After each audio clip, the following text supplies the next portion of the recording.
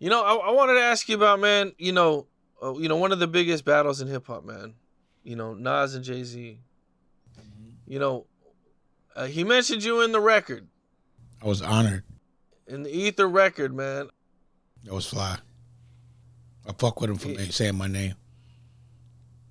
Yeah, yeah. So you weren't mad about it at all.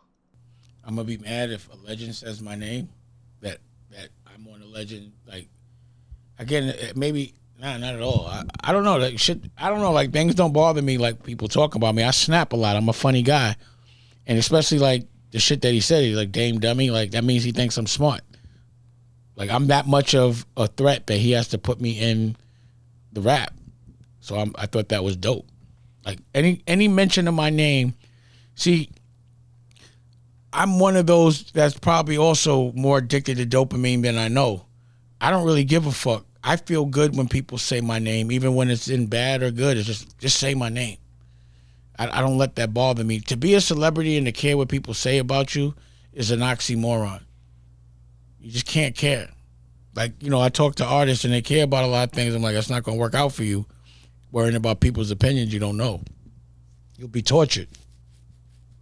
Like there's really, really mega famous people I know that their day is dictated by how they're perceived in the newspaper. I'm like, you're really crying over this? They said you was dope yesterday, and it's just never gonna be all good. It just doesn't work out like that. No one's perfect, and we're all human. I don't give a fuck what someone that hasn't done shit got to say about me. I really don't. I've tried to give a fuck. I just can't. Besides him mentioning your name, like, being that this was like a pretty big record and, a response to Takeover, were you guys, like, was anybody mad about the situation? Like obviously, what was Jay Rock was Brother mad. like? Jay was mad, obviously. I didn't know he was that mad, but that bum-ass response was terrible.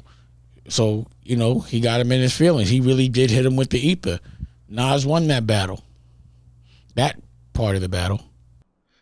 Do you feel like if Jay would have just stuck with Takeover and not responded, things would have been better? I felt like if Jay didn't listen to Irv while I was, on a business trip to fucking shooting the Rockware campaign, I would have never allowed that to happen. The thing, it was just the record was whack. It was just against our principles. He was talking about another man and all this other shit. Like, I was tight when I heard it on the radio. I had just flew in on the jet, and I'm listening to the shit on the radio, and I'm like, yo, take me to the baseline. And I went in there flipping. I was tight. I was never happy about that response, and even what came after the response. And then I even had to go step to Irv like, yo, stay out of my business, man. You're not a general like that. You're not a wartime general. It just wasn't for him. Like you see, he couldn't, he's not that good at that. Where did the whole Jay and Nas thing, because, I mean, I did my research the best I could. Akinelli did it, I think. Akinelli was like the OG from Queens, and we all really started together. Me, like Ak had that pause, put it in your mouth record, and he was always like generous about letting us perform, or if we had a show, we'd let him perform. And we used to joke, and when we was rolling, we were on the phone one day, and he was like, I'm not going to just let y'all take over. I'm going to start a beef. And he did. I knew it. As soon as it happened, I was like, that was Ak. But it was like, it wasn't meant to go that far, I don't think. I mean, it didn't go far at all. It was just records. Rap is supposed to be war. It's warriors. It's supposed to be a battle. It's part of the game. Like, you're not supposed to win every game. You're supposed to fight every game. Take L's, you win some, you lose some. It's part of fighting. You think you're going to be a boxer and never get punched? You think you're going to be a football player and never get tackled? You think you're going to be a hockey player and never have a fight? That life doesn't exist. It's just like thinking you're going to have a perfect life if you have money. I don't know anyone in the world, whether they rich, poor, or whatever, that's had a perfect life. It does not exist. Life, you're meant to be tested every day, and it's about how you react to things. But everyone has the same kind of emotions, and they all get triggered. It's just different things trigger different people. Like, in life, we're meant to have problems. If you sit around and do nothing, God's going to give you problems. But if you could choose your problems by dreaming and fight for them and let those be your problems, those are more fun problems to have, is the ones where you're fighting for something you love. Other than because you're not doing shit and you're fucking concerned about what everybody thinks and you're feeling sorry for yourself and all this type of thing, God gives you more shit that you don't enjoy. It's always going to be a test. It's never going to be perfect.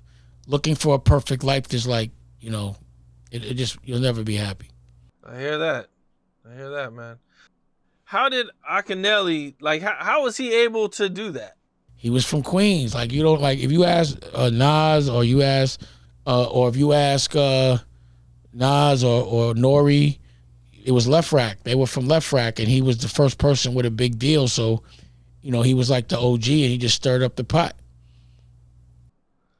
Okay, because I mean, even doing my research, it was like there was little shots. If you could get Ak, ask Ak. He started that beef. Akinelli did it. I stand on that. Last time I saw Ak, he got the strip club, and I was like, yo, I know you started that shit. He just laughing. Interesting. Okay. You'd be surprised where problems come from. But again, it wasn't ever a real problem. It wasn't like, again, people wanting to hurt another person over something they said is so stupid to me. It's like actions are what you got to deal with, not words. Yeah, that's real. That's real shit, man. Like, if you hustling on a block and you got to preserve or protect a piece of concrete, and if somebody says certain things and if you don't deal with it, then everyone robs you or picks on you, that's one thing. But when we out the street, words, sticks, and stones, man. Pause, but words ain't gonna bother me. How mad were you when Jay did do the Super Ugly record? I was tight. You were mad. I was even madder when he was on the radio talking about his mother told him to apologize. I was sick. It wasn't a good look to me. Damn. Okay. I seen in a video that Jaz-O was accused of leaking information to Nas. That was Jay's camp. I ain't know nothing about the Brooklyn shit. That was all their stuff. I ain't nothing to do with that. I don't remember none of that. Oh. Okay. Are there any artists out there that you had a chance to sign or that you might have passed on that you wish you would have signed?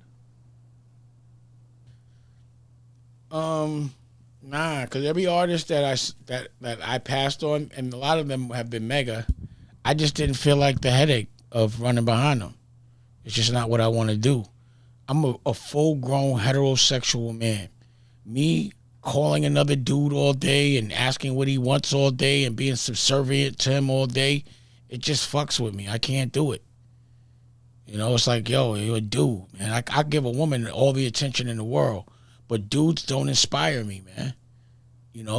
They just don't. The only reason to fuck with a dude is if he could do something for you, or, if he's going to bring something to the table. But other than that, I'm not particularly inspired by dudes. Not at all. Okay. They all end up wanting to be me. And it's hard. I could dig it. It's not the easiest thing being the coolest dude in the room.